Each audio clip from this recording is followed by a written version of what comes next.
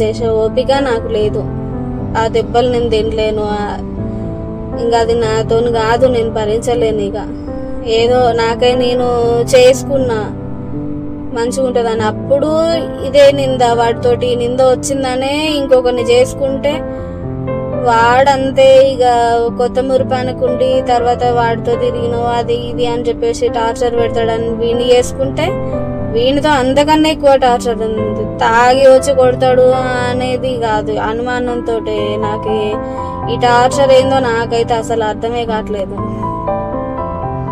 వాళ్ళు ఈరోజు ఈ 2-3 రోజుల నుంచి, 4 రోజుల నుంచి ఉన్నాడు. అంతకుముందు అన్ని ఎవరికి ఏది చెప్పుకోకుండా నా లోపల నేను దాచిపెట్టుకొని ఉన్నందుకు ఇప్పుడు నన్ను బయటేసి నన్ను బజార్ దాన్ని చేసిండు.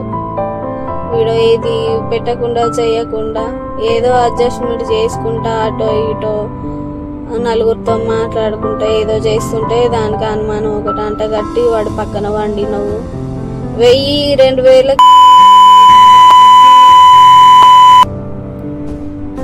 నలుగురిలో ముఖం చూపించుకోలేక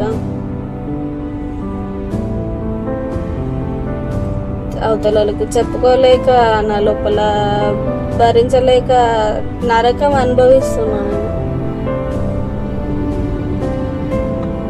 ఇందులో అనవసరంగా సృజనని ఎందుకు ఇన్వాల్వ్ చేస్తుండో దానికి ఏం తెలియదు పాపం. అది సాయం చేసినందుకు దాన్ని అంత ఇది చేసేది. ఏదున్నా, ఏ అవసరం ఉన్నా, ఏ ఇబ్బంది ఉన్నా అది ఆదుకున్నందుకు. జ్వరం వచ్చినా, నొప్పి వచ్చినా, రోగం వచ్చినా హాస్పిటల్కి తీసుకుపోయినందుకు దాని మీద వాడు ఏడుస్తున్నాడు బ్రోకర్ అని చెప్పి.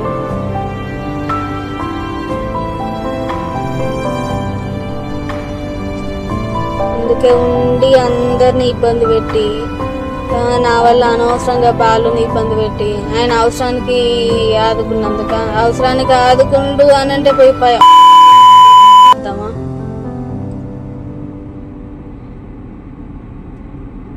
ఈ సిచ్యువేషన్కి నాకు నేను తెచ్చుకున్నదే, నా చెప్పుతో నేను కొట్టుకోవాలంతే. ఇక చేసుకున్నా అనుభవించుకోవాలని చెప్పి ఇన్ని రోజులు బయటికి రాకుండా లోపల ఉండి ఉండి ఉండి ఉండి ఉంటే ఇప్పుడు లాస్ట్కి రోడ్డున పడేసిండు.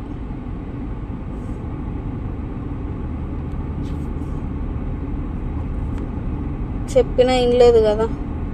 వినకుండా చేసుకున్నందుకు నాకు కావాల్సిందే ఇది. ఇంకా ఉండి పడే అంత ఓపిక నాకు లేదు. అది నేను తట్టుకోలేను. ఇంకా నా వల్ల కాదు అసలు. ఓపిక నశించింది. ఓపిక ఇంకెంతగాని ఓపిక పట్టాను. అందుకే పోతున్నా నేను కూడా మా నాన్న దగ్గరికి.